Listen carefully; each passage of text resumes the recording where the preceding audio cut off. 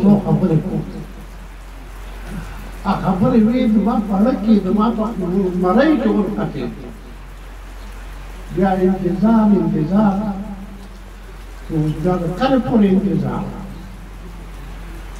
هغه سره خو بیا دا دوباره خبرې نه کېږي خو ما وې نه دا خبرې خو به کول غواړي دا هغه نه دغه د ملګرو سره پیدا کوم هغه چې دا د یووالي دغه دا خبرې کولی نو چې په هغه دا ګزار وشو نو موږ وایو چې اوس به څه کوو هغه بیا لطیف نه وروسته بیا به څوک نشته چې څوک ورته راغونډ شي نشته چې څوک واوري او نشته چې هغه دا جنډه راپورته کړي مخې ته لاړ شي بهرحال اواز او دغه جنډه دا خو به ساتل غواړي دا به مخکې کول غواړي او خو څوک په لطیف مین دي نو لطیف په خدمتونو د هغه په هغې منډو تړو باندې دغه مه کوئ صفت مه کوئ دا د هغه عادت و دا د هغه خوی په لطیف کې چې کوم نسریسي دغه ذات ځای او دی د هغه د هغې فکر د هغه د هغې سوچ په لحاظ باندې د هغه د هغې عمل چې هغه په ډېرو کې نه و په هغې کې و نو ما ورته دا خبره کول غوښتل هغې کې بیا سره جرګه شو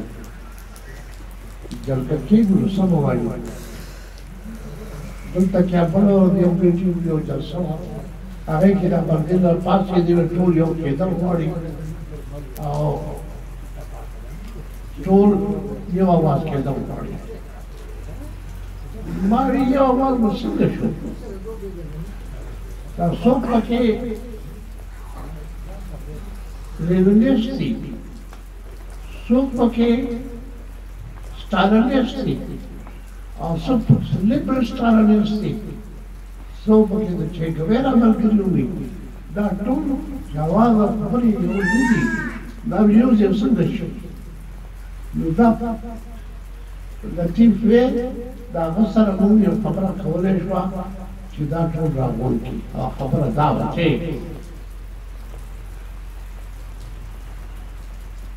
زه چې دا زړې خبرې پرېږدم نوې دنیا ته راشو نوې دنیا کې نوې خبرې دي او هغه به لطیف او دغه ملګري کوي بلې څوک نشي کولی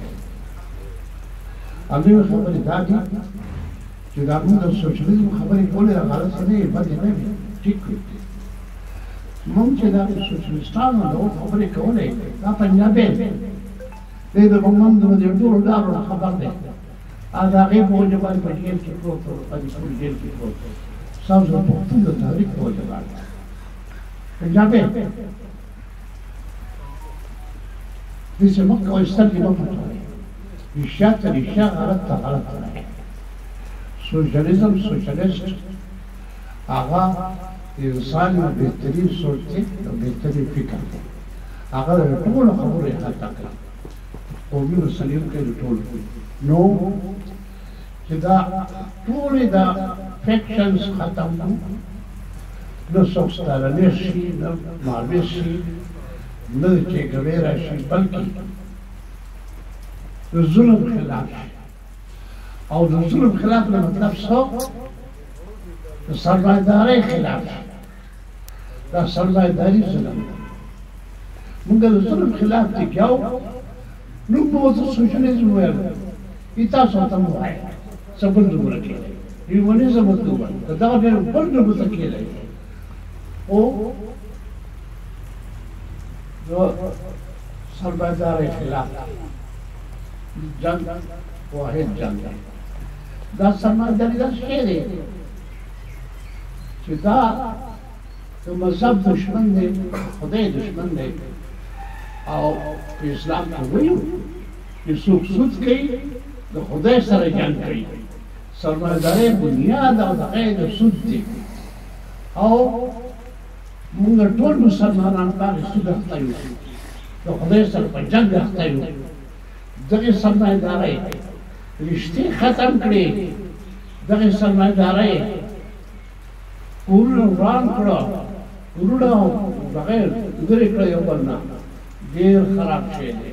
ډېر خراب شوی دی نو دا هغه چې څه کول دی غلطه نه کوله ټیک کوله خو بیا یې درسره کولی شو په نوي اواز په نوي دغه سره نارې سره هغه د سرمایهدارۍ خلاف